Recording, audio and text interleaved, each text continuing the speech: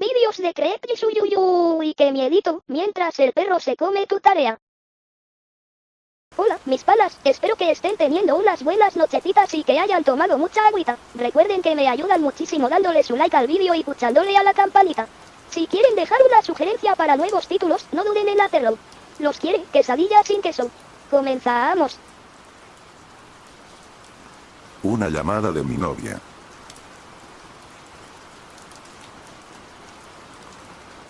Anoche, recibí un mensaje de texto de mi novia, Verónica. Ven porfa. Quiero acurrucarme contigo. Ahora bien, ayer fue día de semana y esta mañana tenía un examen de álgebra. Uno que debía aprobar para que no me confiscaran el celular como castigo. Al principio, traté de decirle que no. Pero entonces me envió esas dos palabras mágicas que todo adolescente sueña escuchar de su novia. Estoy sola. No mentiré, salté del sofá y corrí a la puerta del garaje. Tengo 17 años, y a pesar de que necesitaba una buena calificación en mi examen, de todas formas, deseo a mi novia. En fin, mis padres habían salido temprano para tener un tiempo a solas y se llevaron el auto. Eso significaba que mi única opción era irme en bicicleta. Justo cuando giré por la intersección de la calle en donde estaba su casa, mi teléfono timbró. Me detuve en la acera y lo saqué de mi bolsillo. La pantalla brillaba en la oscuridad y pude ver la palabra señor encenderse con letras brillantes y remarcadas. Sentí que mi corazón dio un vuelco. Era una llamada a su padre. No le agrado a su padre. No realmente.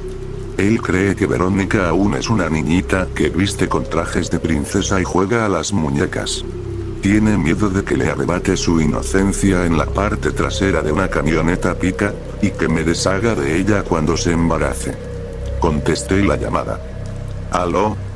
Pregunté, vacilante, anticipando que me respondería su voz ronca con acento gringo y me lanzaría una advertencia para que me alejara de su única hija.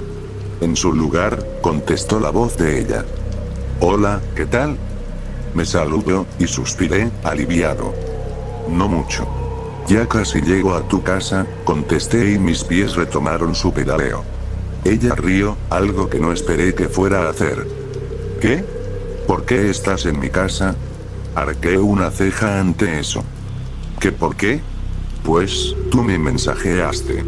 Las casas alineadas a la calle se difuminaban a mi lado conforme pedaleaba con más fuerza. Desde la distancia, el techo de su casa se hizo visible entre los demás. A unos 20 metros de distancia. ¿Qué? Río de nuevo. Dije que me mandaste un mensaje y me pediste que viniera. ¿Recuerdas? Para acurrucarte conmigo. Fue hace unos minutos apenas. ¿Cómo se te pudo haber olvidado?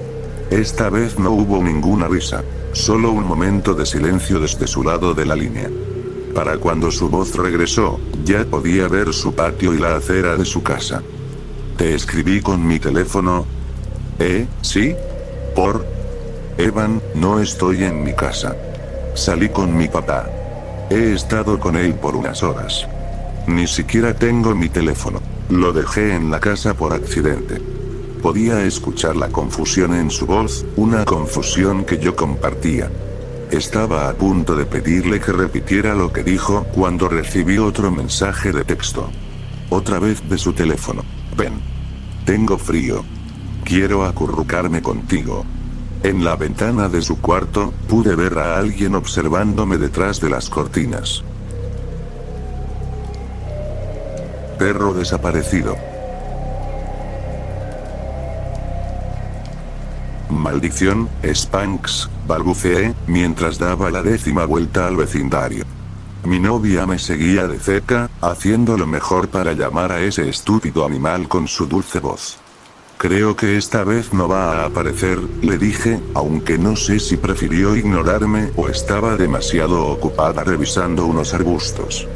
Claro, como si el animal estuviera tomando una siesta en un jodido arbusto. El perro fue un regalo de Navidad de sus amigos, quienes me odiaban y sabían que no me agradaban los perros. Supongo que creyeron que eso nos separaría, pero aprendí a tolerar a ese sucio y oloroso animal solo para molestarlos. A medida que pasaba un poste telefónico, iba pegando cada uno de los carteles de perro perdido que teníamos. Quería tomarlos y hacerlos pedazos, a ver si así terminaba toda esa estúpida preocupación por ese perro. Oye, amor, mi novia me llamaba, ¿puedes ir al café de la otra calle y traerme un chocolate caliente? Hace mucho frío y no quiero congelarme aquí afuera. Gracias. Oh, bueno, si es por eso deberías entrar, querida, pensé, así que te preocupa congelarte a 15 grados en vez de pensar en el perro primero. Por Dios. Por supuesto, le contesté en un tono medio sarcástico, viendo sobre mi hombro cómo revisaba detrás de un hidrante. Amo a esa mujer, pero, Dios santo, puede ser tan estúpida a veces. Mientras giraba la esquina, cerca del café, un volante llamó mi atención. Perro encontrado fue lo primero que vi, seguido por la foto de un labrador igual al nuestro. Me acerqué para poder leerlo, haciendo una nota mental sobre ir al oculista por nuevos lentes. Labrador hembra fue encontrado a las 5:20 p.m. el jueves 14 de mayo, en la esquina de Liberty City con Franklin. El perro tiene alrededor de 1 año. Labrador negro, con un mechón blanco en forma de corazón bajo la barbilla. Cola un poco torcida, con cojerra en la pata trasera izquierda. Collar café, sin nombre. Muy amistosa. ¡Genial! Pensé, alguien encontró al maldito animal. Había algo escrito más abajo en letra pequeña, pero no le presté atención pensando que era información de contacto. Lleno de alivio, no por encontrar al perro, más bien por haber terminado la búsqueda, llamé a mi chica. ¿Qué pasa?, preguntó, poniendo su mano en mi hombro. Oh, exclamó, complácida, notando al fin el póster. Mira, es Spanx. Dijo leyendo, para confirmar que el perro que mostraba era el nuestro. Oh Dios. Gritó echándose atrás, y comenzó a llorar de pronto.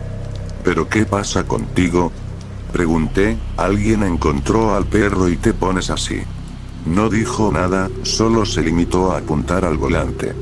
No entiendo, dije, volteando hacia el póster y leyéndolo en voz alta, suponiendo que algo me faltó. Nada me pareció extraño, hasta que se me ocurrió leer la letra pequeña. Sabía apoyo. La explicación menos satisfactoria.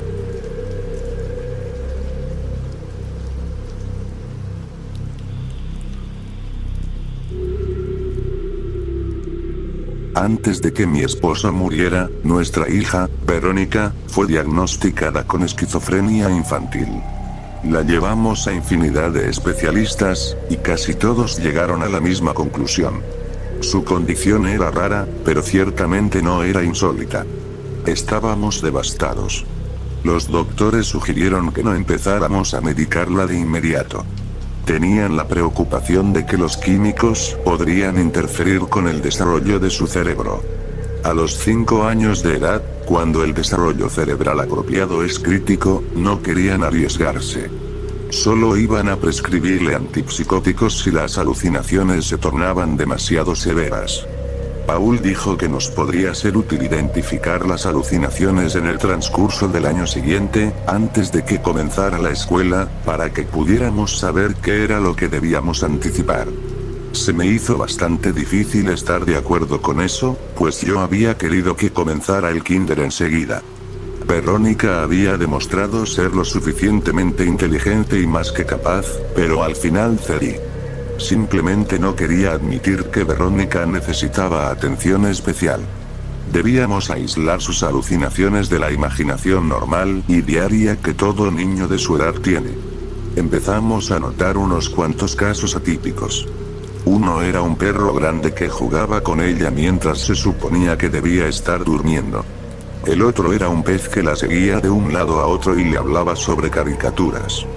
Pero el más desconcertante para nosotros era el hombre oscuro sin ojos, nariz u orejas que le decía cuán divertido sería si saliera corriendo hacia afuera y jugara en la calle. En más de una ocasión, Paul me dijo que había perseguido a Verónica después de que ella abrió la puerta mosquitera y se precipitó hacia la calle congestionada. Tras la tercera ocasión, Paul se levantó por la madrugada, se reportó como enfermo en su trabajo y pasó el día colocando una cerca. Era verano, y por más que quería mantener a Verónica adentro, sabía que la luz del sol y el aire fresco eran demasiado importantes como para que se los perdiera. Aún así, siempre que Verónica jugaba afuera, se iba en línea recta hacia la cerca y empezaba a llorar cuando no podía saltarla. Recuerdo haber estado sentada con ella, en la grama a un lado de la cerca, mientras sollozaba y hablaba con el pez sobre cómo el hombre oscuro estaba enojado con ella y le había dicho al perro que fuera grosero cuando jugaran. Luego se puso a gritar por un largo tiempo. Cuando finalmente logré que me contara lo que estaba sucediendo, lo único que dijo fue que el pez había sido arrollado por un auto y que se había muerto. Hice mi mejor esfuerzo para consolarla, pero fue inútil. Paul y yo tuvimos una plática extensa esa noche. Decidimos que su condición se encontraba lo suficientemente mal como para que requiriera de la medicación que habíamos estado tratando de evitar desesperadamente. Después de un viaje al doctor, quien escuchó con atención todas las observaciones que hicimos, se concordó en que su condición era potencialmente severa y le prescribió las drogas. Se nos dijo que la observáramos muy cuidadosamente. La medicación podía provocar que las alucinaciones empeoraran antes de que mejoraran. Al tercer día con el experimento de la medicación de Verónica, sus alucinaciones se hicieron violentas. Nunca había visto a nuestra hija tan atemorizada. Durante el transcurso de los días horrorosos, nos había descrito cómo el pez se había convertido en un monstruo después de su muerte, y ahora hacía que el agua tuviera un sabor fétido. Cómo el perro la hería siempre que se encontraba sola. Cómo el hombre oscuro sin nariz, orejas u ojos rasguñaba su barriga con tanta fuerza, que había empezado a sangrar. En una ocasión que vi por debajo de su camisa, encontré arañazos frescos por todos lados en su barriga. Revisé sus uñas y, efectivamente, podía ver restos de sangre y piel por debajo. Paul y yo no sabíamos qué hacer. El estrés por los episodios de Verónica tensó la relación entre mi esposo y yo. Podía notar que su depresión había resurgido. Aún así, me preocupaba más por mi hija inocente que por mi marido adulto. Los doctores nos pidieron que comenzáramos a ir amainando la medicación de Verónica para ver si las cosas mejoraban en algo. No pude notar la diferencia. Verónica siempre estaba asustada y continuaba rasguñándose a sí misma cuando nosotros no estábamos cerca, usualmente después de la hora de dormir. Paul y yo empezamos a intercalar noches en las que dormíamos en la habitación de Verónica para vigilarla. Pero encontraba sangre en sus sábanas, ropa y debajo de sus uñas casi siempre que revisaba. Cada una de sus alucinaciones se había vuelto agresiva. El pez la mordía, el perro se recostaba encima de ella para que no pudiera respirar y el hombre oscuro la arañaba. Consideraba seriamente si Verónica necesitaba ser institucionalizada. Paul se disparó en la cabeza un sábado por la mañana mientras Verónica y yo estábamos en la cocina comiendo el desayuno. No me molestaré en detallar la conmoción, el sentimiento de traición y la desesperanza pura que le siguieron. Se me dejó sola para cuidar a una hija terriblemente enferma. Un par de semanas después de su funeral, estaba limpiando la casa con Verónica a mi lado, quien mostraba orgullosamente los nuevos guantes de felpa que mi hermana le había comprado con la esperanza de que dejara de lastimarse. Hasta entonces, había funcionado bastante bien. Por alguna razón, Verónica se encontraba en uno de sus infrecuentes estados de ánimo positivos mientras escudriñábamos la casa. Estaba empacando cosas pequeñas que le habían pertenecido a Paul. Me dolía demasiado verlas cada día. Verónica me comentaba distraídamente que había estado durmiendo mucho mejor, sin ninguna pesadilla, y que el perro ya no se estaba subiendo en ella y el pez había vuelto a ser amigable y gracioso. Le dije cuán feliz me hacía escuchar eso y llevamos la caja que estaba cargando al cobertizo de Paul. Pensé en preguntarle si el hombre oscuro con el rostro aterrador aún le estaba pidiendo que se lastimara. Antes de que pudiera hablar, la vi rasguñándose su barriga furiosamente. Gracias a Dios por los guantes de felpa. Después de probar alrededor de 15 de las 30 y tantas llaves que Paul había mantenido en su llavero, finalmente escogí la indicada para el cobertizo. Abrí la puerta y Verónica corrió hacia adentro para explorar. Ella giró hacia la izquierda, y yo a la derecha, buscando un lugar en donde pudiera poner la caja. Verónica rió por lo bajo y exclamó: "Ahora yo estoy encima de ti". Me di la vuelta para ver a quién le estaba hablando. Arrugado en una esquina, debajo de Verónica, había un disfraz de perro. Las desapariciones del Monte Robson.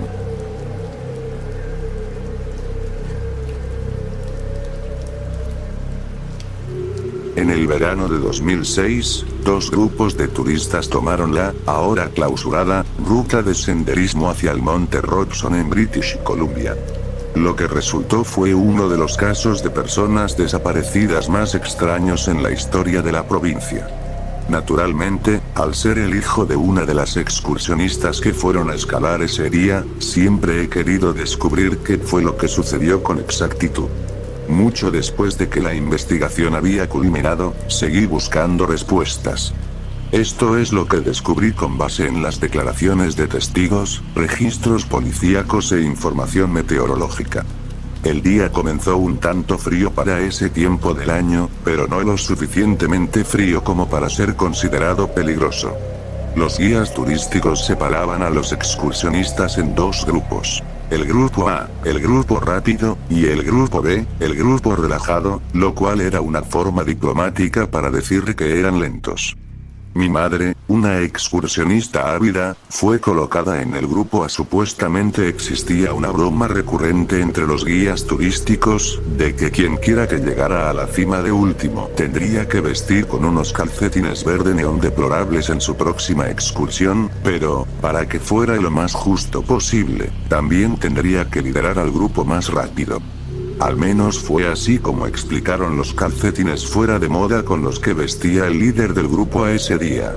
Se estimaba que ambos grupos llegarían a la cima para el mediodía, con el grupo A habiendo sido calendarizado para llegar una hora antes que el grupo B. Cada grupo tenía dos walkie-talkies por razones de seguridad.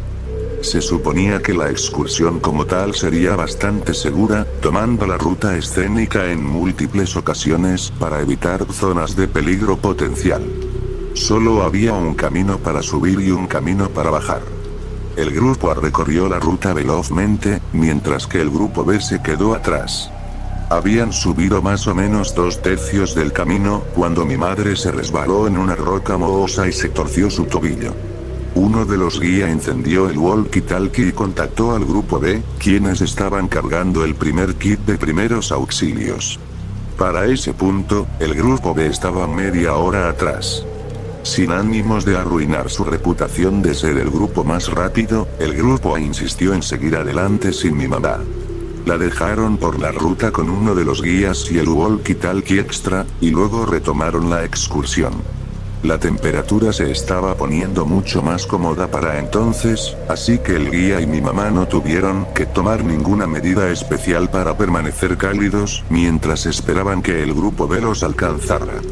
Durante la media hora siguiente, todos se mantuvieron en contacto usando sus respectivos walkie-talkies. Todo parecía estar bien. El grupo B alcanzó finalmente a mi mamá. Mientras estaban atendiendo su tobillo, se pusieron en contacto con el grupo A para revisar su progreso. Ya casi habían llegado a la cima. Ahora, una vez que fue vendada, mi mamá pudo haber escogido darse la vuelta y regresar hacia abajo con su guía, pero eligió seguir adelante con el grupo más lento. Supongo que realmente quería ver la cima. Es aquí donde las cosas se pusieron raras. A las 10:55 am, fue reportado un incremento súbito en la temperatura y la presión atmosférica. Según la información meteorológica, hubo un pique de aproximadamente 15 grados Celsius que se disipó para cuando los dispositivos condujeron la siguiente revisión. Esto es solo una conjetura, pero creo que aquello significó una duración entre 3 y 5 minutos. Ahora bien, los servicios meteorológicos de Environment Canadá atribuyeron este pique a un error del sistema, pero muchas personas en el área circundante reportaron, en efecto, haber sentido una onda de calor súbita pero temporal. Lo que siguió fue un murmullo atmosférico leve que sonó similarmente a un trueno en el sentido de que pareció haber reverberado a través del cielo, pero con un tono más suave y menos fluctuante. No hubo nubes de tormenta en ese momento, ni ningún avión fue reportado en el área. A pesar de esto, el grupo continuó su caminata por la montaña, con mi mamá a cuestas. Cuando llegaron a la cima, se encontraban solos. Podían ver los rastros del grupo por todo el camino hacia la cima, pero terminaban ahí. No había rastros bajando, ni señales de que se hubieran acercado al borde, ni señales de ellos por ningún otro lado. Los guías trataron de contactar al grupo por medio de los walkie-talkies, pero nunca recibieron una respuesta. Se asumió que su walkie-talkie se había quedado sin baterías, y, dado que mi mamá y el guía se habían quedado con su único repuesto, no fueron capaces de responder. Los investigadores asumieron que se habían perdido en el bosque y nunca llegaron a la cima en lo absoluto, que los rastros encontrados pertenecían al grupo B. Fuera cual fuera el caso, 15 excursionistas desaparecieron ese día y nunca fueron encontrados. Le pido a mi mamá con frecuencia que me cuente su lado de la historia, que resuelva cualquier pista que pude haber pasado por alto o cosas que no fueron reportadas, pero se rehúsa a hablar al respecto. O cambia el tema, o se queda viendo inexpresivamente a la nada hasta que me calle, lo cual es bastante extraño para mi mamá. Solo existe una cosa más que le ha arrebatado este tipo de reacción: los pies. En 2007, comenzaron a aparecer pies, en su mayoría pies izquierdos, por las costas de British Columbia. Nadie sabe de dónde provienen ni a quién pertenecen, pero han estado apareciendo periódicamente. Pies cercenados, todavía vistiendo con zapatos deportivos.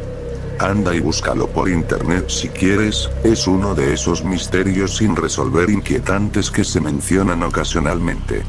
El monte Robson se encuentra en la costa este de British Columbia, tierra adentro, en la frontera de Alberta.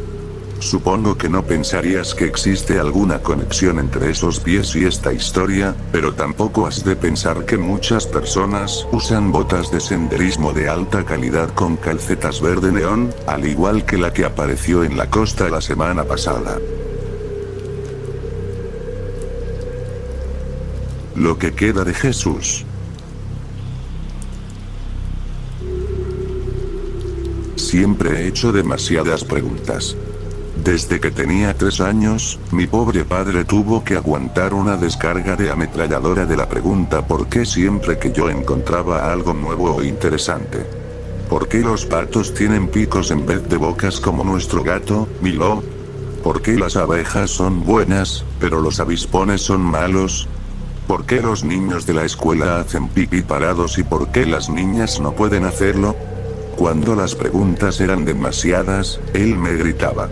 Si eso no funcionaba, me mandaba a la casa de mi tía para que me quedara ahí por unos días, mientras se recuperaba de mi parloteo persistente. Conforme crecía, aprendí que recuperarse significaba beber intensamente y llorarle a una Biblia. Esa combinación era su único consuelo desde que mi madre murió 3 meses después de mi nacimiento. Las preguntas acerca de ella estaban completamente fuera de límites, y aprendí eso temprana y duramente. Si llegaba a mencionarla de paso, el rostro de mi papá se oscurecía al igual que un cúmulo nimbo tomado directamente del Viejo Testamento, y se sacaba su cinturón. Solo tomó un puñado de azotes con ese cuero agrietado y punzante antes de que aprendiera a nunca mencionarla cerca de él. ¿Cómo debió haberle dolido que luciera exactamente igual que ella? Pero mi curiosidad era una parte de mí, de la misma manera en la que lo es ahora, y no pudo ser asesinada con ninguna paliza. La religión tuvo una relevancia predilecta en nuestras vidas, y vivimos en una de las ciudades más pequeñas al borde del cinturón bíblico en Estados Unidos, y mi afición por los interrogatorios infinitos me metía en problemas rápidamente. Fui etiquetada como antagónica y pasé muchas horas de clase sentada en una esquina, a solas. La decepción de mi papá acerca de esto era palpable. Lo único que él quería era una niña buena y obediente, como esas que reciben menciones superficiales en la Biblia. En este sentido, era muy desemejante a mi madre católica, quien había sido tímida y molesta, y eso parecía herirlo más que cualquier otra cosa. Traté de ser como él la recordaba, pero las preguntas ardían en mis senos como un fuego pequeño, causándome dolor hasta que daba a luz a mis cuestionamientos.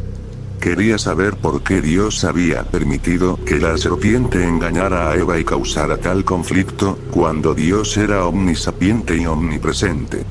Mientras más aprendía y mientras más leía, más preguntas servían en mi interior.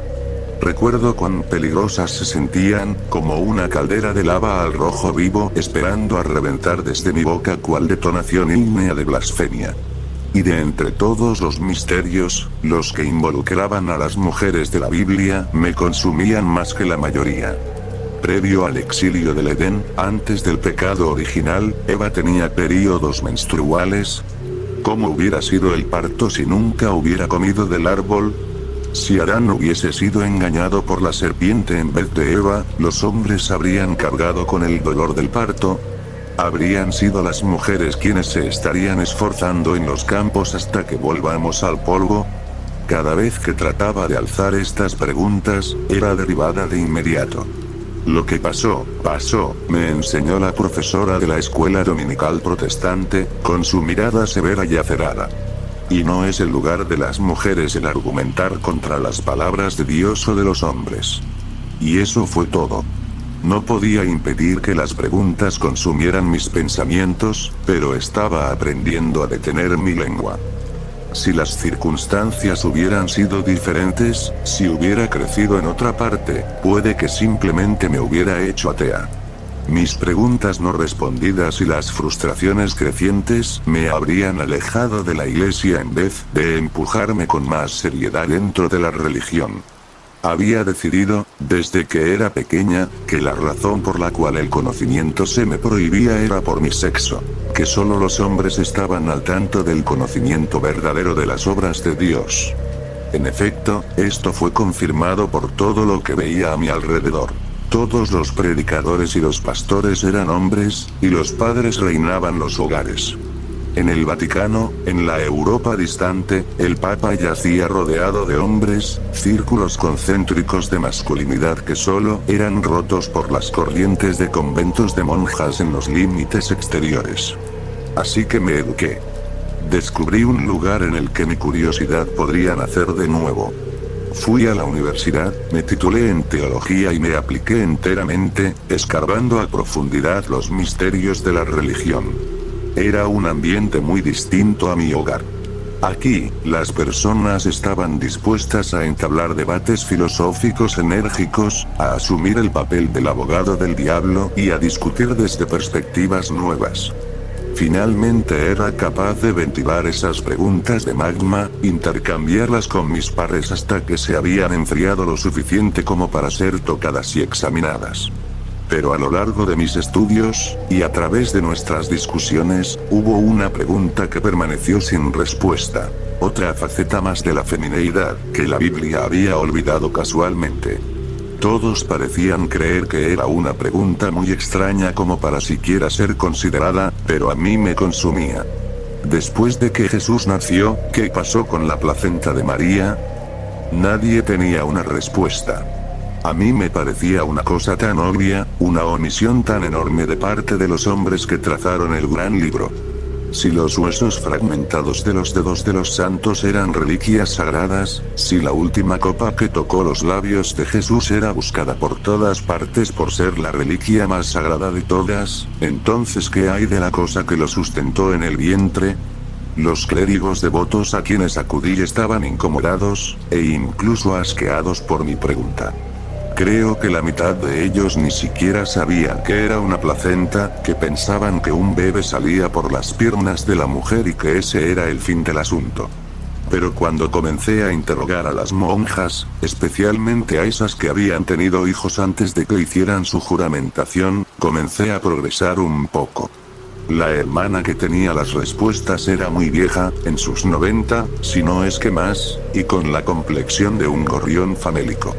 La piel de sus manos era blanca, azul y púrpura, y tan frágil y translúcida que prácticamente podías ver la sangre bombeando con lentitud por debajo del tejido de piel de papel en sus muñecas. ¿Te sabes la historia de la Biblia, no, pequeña? Asentí. Todos en mi clase habíamos discutido los mitos y las leyendas que rodeaban a la Biblia, la cual había sido examinada meticulosamente, y la mayoría de ella había sido descartada ya sea como ficción total, o más como crítica social y política que milagro. Fue un trabajo evolutivo, perdiendo y ganando texto a medida que los siglos pasaban, mientras algunas piezas se hacían más o menos populares para diversos reyes, sacerdotes y sectas. Bien. Me alegra que no creas en esa tontería del concilio de Nicea, dijo. Bueno, para ser honesta, no me sorprendería si un montón de hombres se tuvieron que reunir y votar todos los fragmentos que no les gustaban. La sonrisa de la monja anciana se amplió. Sus ojos eran brillantes y ágiles, nada de su ingenio se había perdido en el tiempo.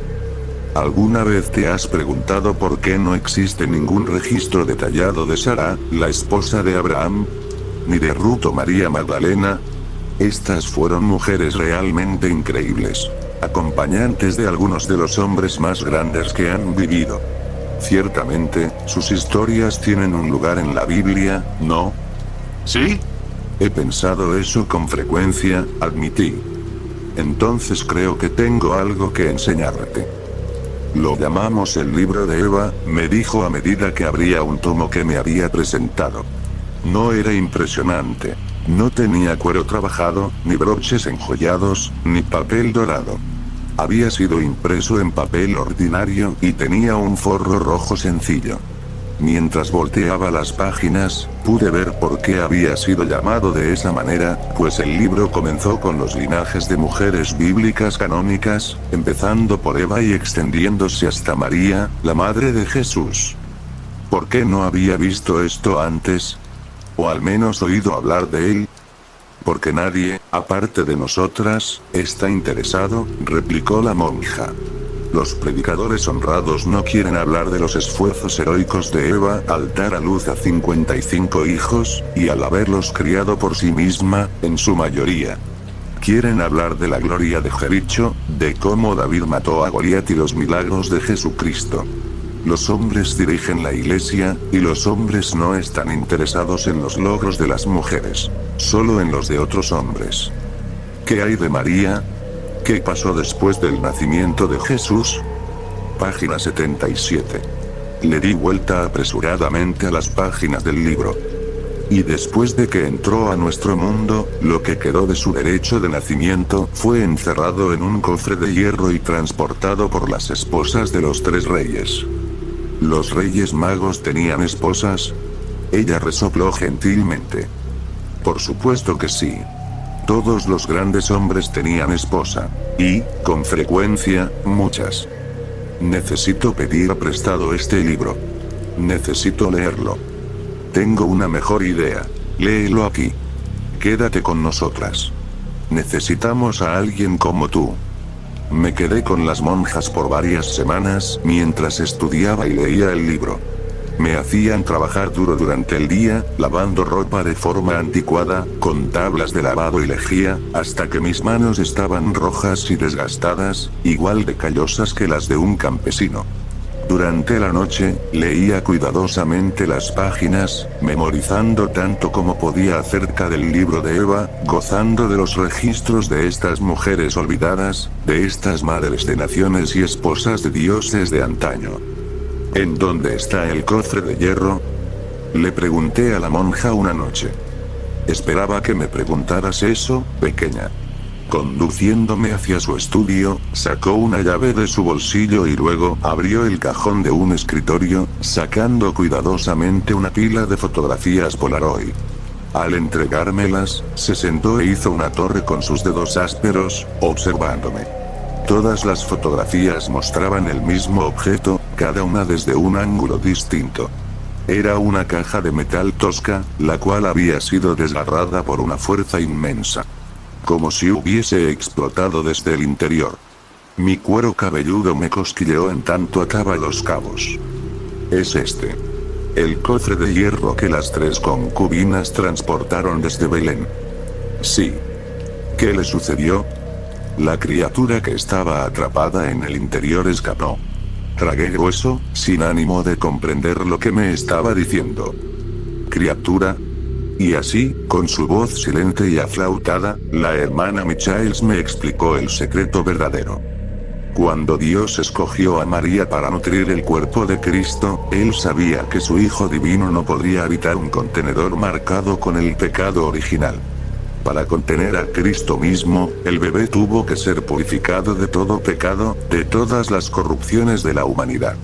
Agarró de nuevo las fotografías, guardándolas bajo llave en el cajón. Por lo tanto, Dios se aseguró de que todas las maldades de nuestros cuerpos mortales fueran empujadas hacia el útero de María, en su placenta, en donde permanecieron, por siempre separadas de Jesús. Pero fue una placenta, no un bebé. ¿Cómo fue que creció? ¿Cómo se convirtió en una criatura? Aunque estuviera impregnada de pecado, aún así era divina, consistiendo tanto de Cristo como de la Madonna. No podía ser calcinada ni podía ser cortada, así que fue sellada. Permaneció en la oscuridad, resguardada por sacerdotes de una orden antigua, a quienes se les encomendó vigilar la reliquia sagrada. Y en esa oscuridad, creció, alimentada por la semivida en su interior, y añorando el alma que carecía. Y al final se hizo demasiado grande para el cofre, ¿verdad? Sí, pequeña. Y ahora está libre. ¿Qué significa eso? Desea venganza. Igual me había sentido insegura de abordar el vuelo desde Texas a Roma, pero la hermana me prometió que responderían mis demás preguntas. Cuando llegué a la pequeña iglesia de piedra y ladrillo cerca de la costa, un hombre con la cabeza afeitada me escoltó hacia adentro inmediatamente, y luego me llevó a la cripta de la iglesia. Los cadáveres de 7 sacerdotes yacían en el mausoleo frío, esperando su sepulcro. Trataron de detenerlo, me explicó el rector. Ese era su deber sagrado. Trataron de regresarlo con espadas de plata y hierro sagrados. Pero con un solo toque, divagó, señalando a los cadáveres envueltos con lino. Sus muertes fueron únicas, de formas que hicieron que mi estómago se retorciera. Mientras levantaba la sábana del primero, contemplé forúnculos supurantes por toda su cara. Rastros rojos y negros de putrefacción delineaban los vasos sanguíneos de su cuello. Había muerto en cuestión de minutos, aparentemente, sucumbiendo ante una enfermedad tan antigua, que ya no tenía nombre.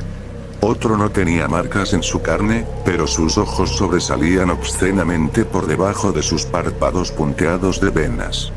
El rector me informó que se había asfixiado y murió de rodillas. Su garganta se había tapado con una lechada putrefacta de serpientes y ranas. Quizá lo más aterrador de todo fue el hombre que se había ahogado en tierra firme. Sus pulmones se habían llenado de agua salada, la cual aún goteaba por sus labios cocidos. ¿Cómo? Inquirí. Un solo toque es lo único que se necesita, explicó el hombre, apiñándose del frío dentro de su hábito de lana café. Los tocó una vez a cada uno, y luego los dejó como los ves ahora. No lo comprendo. Si hombres sagrados portando armas sagradas no pudieron herirlo, entonces ¿por qué me han traído a mí aquí? Porque la criatura no posee la forma de un hombre. No lo entiendo. La criatura es una mujer. Reflexioné acerca de eso por un momento. ¿Y crees que otra mujer puede ser capaz de detenerla? Asintió. Sí. Eres joven, fuerte y, aún más importante, no has efectuado tu juramentación inicial o final. Creemos que puede oler el toque de Dios en nosotros, y eso la conduce a la locura. Cualquiera en la iglesia que se le ha acercado, ha muerto terriblemente, como lo puedes ver aquí. Estudié la escena horripilante frente a mí.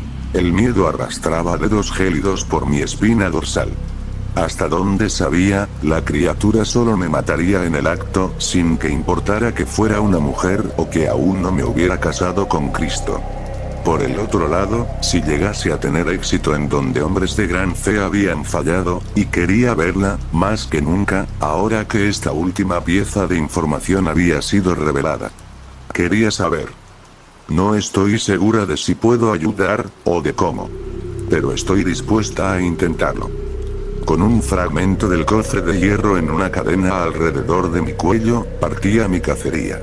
El rector razonó que la caja de metal había sido su hogar por tanto tiempo, que el collar podría hacerme parecer más familiar ante ella, menos amenazadora. O al menos podría brindarme su atención. Supuse que descubriría al final si esa lógica era correcta o no, no es como si tuviera otras armas en mi arsenal. Mientras que la orden de sacerdotes era antigua, su sistema de seguridad era moderno, e incluía cámaras en las entradas y salidas de la iglesia. Una serie de capturas habían sido descargadas en mi teléfono, y las revisé, contemplando al ser que había asesinado con furia bíblica a una docena de hombres adultos. Era hermosa, en un sentido atemporal y clásico. Rasgos simétricos y casi élficos se veían a través de un halo de cabello rubio platino, lo suficientemente largo como para cubrir la mayor parte de su torso desnudo. Pero desde su cintura hacia abajo, algo se encontraba muy mal. Piel pálida se oscurecía en una tonalidad de gris brillante y enfermizo, y luego en jirones de negro, colgando a manera de harapos putrefactos en sus muslos desgastados, y por debajo de la rodilla solo restaba hueso blanco y tendones incoloros. Siendo tan pálida como un pez, se había quedado parada entrecerrando los ojos por varios segundos extenuantes antes de correr con sus pies esqueléticos e imposibles hacia el mar. Mis consultas a lo largo de la playa no acabaron en nada. Nadie parecía haber visto a una mujer rubia desnuda, y ciertamente a ninguna que fuera un cadáver de la cintura para abajo. Cuando regresé a la capilla, el rector me informó que la criatura había sido divisada de nuevo, en otra iglesia a unos 15 kilómetros de la costa, y que había asesinado al sacerdote a cargo al convertir su sangre en vino. Pensé que sabía hacia dónde se dirigía. Iba en línea recta hacia el más sagrado de todos los hombres santos del país, el Papa. La vi en la calle antes de que ella me viera a mí. Se había adaptado rápidamente. Pantalones de cintura alta cubrían sus piernas cadavéricas, y botas negras nuevas ocultaban las abominaciones que eran sus pies. Sus mejores cualidades eran exhibidas a su favor con una blusa negra y plateada de hombros descubiertos.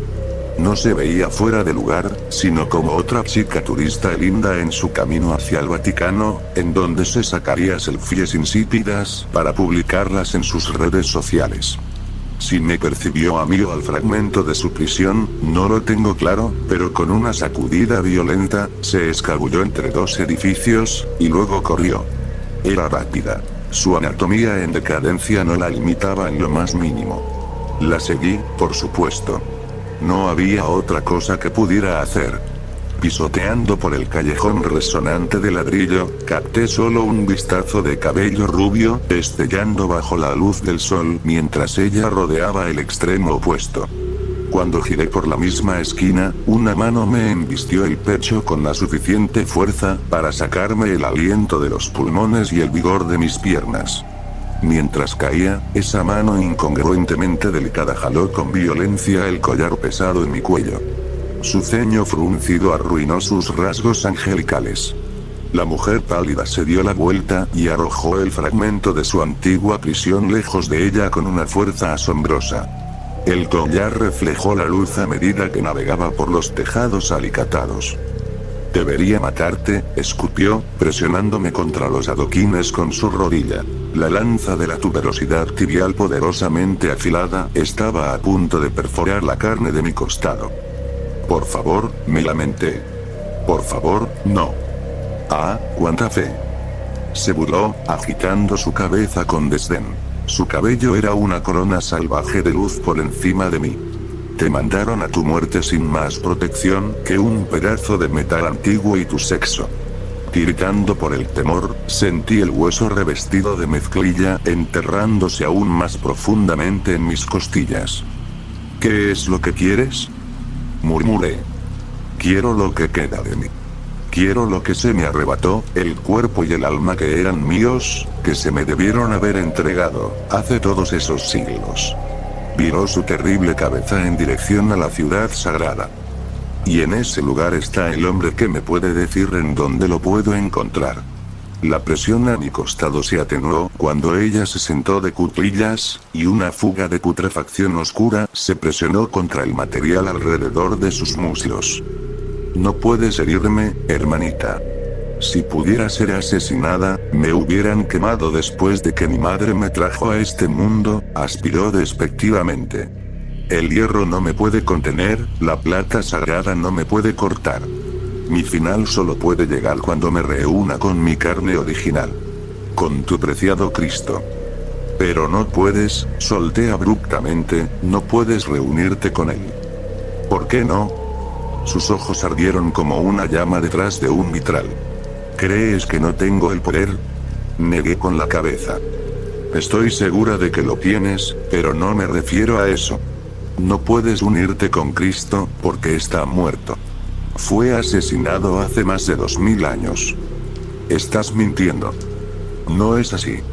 Puedes encontrar su velo en la Catedral de San Juan Bautista. Puedes leer sobre su muerte en cualquier Biblia. ¿Cómo?, preguntó. Sus rasgos pálidos eran más blancos que un alma nueva. ¿Cómo murió? Así que me senté en ese callejón asqueroso, detrás de un bloque de almacenes que apestaban a pescado, y le conté la historia de la crucifixión. Cuando había finalizado, no dijo nada. ¿Me vas a matar? Ella negó con la cabeza. No. No te voy a matar. ¿Qué vas a hacer? Creo, empezó, viendo por encima de los tejados al sol resplandeciendo desde las nubes, que encontraré a los descendientes de quienes lo mataron. Y luego extinguiré sus vidas, y tomaré sus almas para llenar el agujero doliente en mi interior. Me sentí enferma, mareada y helada por el pánico. Pero eso equivale a miles de personas, millones, incluso. Ella me sonrió. Sus colmillos se asemejaban a los de los felinos, demasiado perfectos. Su mirada era beatífica. Pues, es un agujero muy grande.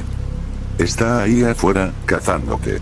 No le importa que no tengas control sobre tu ascendencia, que tu linaje no sea más que un capricho del destino, el mero accidente de quien engendró a quien. Nos lo causamos nosotros mismos cuando matamos a nuestro Salvador. Pero lo peor de todo es que no creo que estarás saciada. Con un agujero del tamaño de Dios dentro de ti, ¿cómo es posible que llegues a estar satisfecho? Y no puedo dejar de pensar en la ironía nefasta de esto.